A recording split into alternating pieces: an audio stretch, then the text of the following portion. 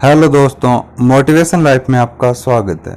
आज मैं एक छोटी सी कहानी के माध्यम से आपको जीवन के कुछ महत्वपूर्ण जानकारी देना चाहूँगा। चलो अब उस कहानी को शुरू करते हैं। आपने सुना होगा, बहुत बार देखी हुई कि एक बार एक कौवा था। वह बहुत उदास था। तभी वहाँ से, उस जंगल से, जिस जंगल में कौवा रहता था, एक मुनि गुजर रहे थे। मुनि जैसे ही उससे गुजरे तब उस पर एक मोती आकर गिरा। मुनि ने ऊपर मुँह करके देखा तो कौवा रो रहा था। उसने कौवे से रोने का कारण पूछा। उसने कहा कि हे भगवान, तूने मुझे कैसा रूप दिया है। कोई भी मेरे रूप को नहीं चाहता है। आप खुद देख लो, हर व्यक्ति चाहता है वह गोरा हो, कोई काला नहीं होना चाहता। कोई भी मुझे आदर नहीं देता, कोई भी मुझे घर में पालता नहीं है। आज तक किसी ने मुझे पाला है, इसलिए मैं अपने जीवन से दुखी हूँ। बस श्राद्धों में कुछ समय के लिए मुझे याद कर लिया जाता है और झूठा भोजन दिया जाता है। साधु ने कहा, तुम यदि जीवन मिले तुम क्या बनना चाहोगे? तो उसने कहा, हंस।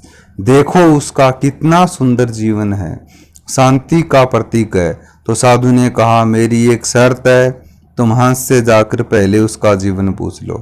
कौवा हंस के पास गया कि भाई, तुम कितने आनंद के साथ पानी में तैरते हो, पता ही नहीं चलता कि तुम अंदर क्या कर रहे हो। तुम्हारा जीवन कितना आनंदमयी है, तुम शांति के प्रतीक हो। लोग तुम्हारी तस्वीरें खींचते हैं, तुम्हारी तस्वीरों को घर में लगाते हैं। तो उसने कहा, किसने कहा कि मैं खुश हूँ?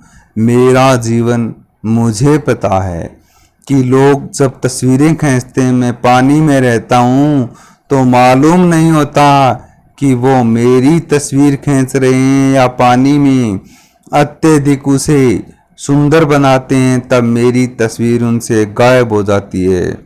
तब वो वापिस साधु के पास गए। दोनों कहा, हमें कुछ और बनना है। तो कहा, हम तोता बनना चाहते हैं। देखो कितनी सुंदर चोंच है, कितना सुंदर मुखड़ा है, कितना सुंदर रंग है। तो साधु ने वही शर्त रखी कि जाकर पहले तोते से मिल लो। तो हंस एवं कौवे दोनों वहां से चल दिए और दोनों किसके पास पहुंचने के लिए तैयार हो गए? तोता के पास। जब दोनों जंगल में घूम रहे थे तो कहीं भी उन्हें तोता नजर नहीं आया। तभी जंगल में एक गहरा वृक्ष था, जिसके 4 चक्कर लगाने के बाद उसे वहां बैठा तोता नजर आया। तो उसने कहा, भाई, तुम्हारा जीवन कितना आनंददायी है, तुम कैसे खुश रहते हो। लोग तुम्हें पालते हैं, तुम्हारे लिए अच्छा अच्छा भोजन डालते हैं, तुम्हारी तुलना की जाती है, तुम्हारे अच्छे अच्छे नाम रखे जाते हैं। तब उसने कहा, तुम इसी जंगल से गुजरे, 4 चक्कर लगाए, तब जाकर मेरे को देखा। मेरा भी कोई जीवन है, धिकार ऐसे जीवन पे वृक्षों में मिल जाएं। तब वापस वो तीनों साधु के पास पहुंचे कि हमें तो मोर जैसा जीवन चाहिए, जो नेशनल बर्ड बना हुआ है, राष्ट्रीय पक्षी का दर्जा है, कितना सुंदर रंग है, लंबी गर्दन है।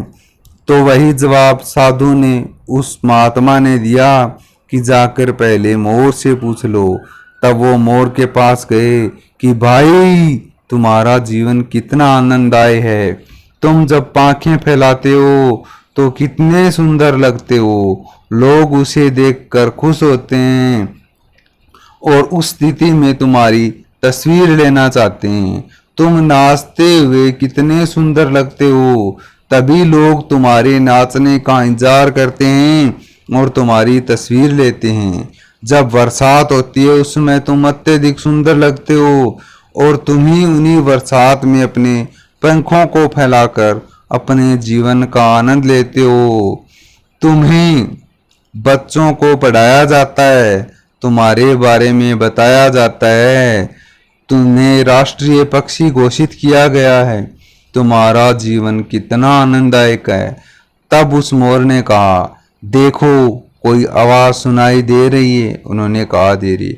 बोलो, ध्यान से सुनो, कितनी धीमी धीमी आवाज आ रही है। जैसे जैसे वो पास आता गया, आवाज तेज होती गई। कहा, यह आवाज शिकारी की है, ये मुझे मार डालेंगी। उसके बाद ले जाकर शहर में, पूरे देश में मेरी पांखों को बांट देंगे और उनसे घर घर में सजाया जाएगा। लोग अपने घरों में लगाएंगे। हमें अपने जीवन के अगले ही पल का पता नहीं है। हमारा जीवन कैसा जीवन है। थू इस जीवन पर जो कुछ क्षण बाद समाप्त होता है। आने वाले समय का भरोसा नहीं। तब उसने कहा, तो खुश कौन है भाई? तो ध्यान से सुनो मोर का जवाब। कहा, इस दुनिया में सबसे खुश तुम हो। कौवे ने कहा, मैं? बोले, हाँ। तुम्हें कोई टेंशन नहीं। तुम किसी के बारे में सोचते हो? नहीं। लोग तुम्हें मारने की सोचते हैं? नहीं।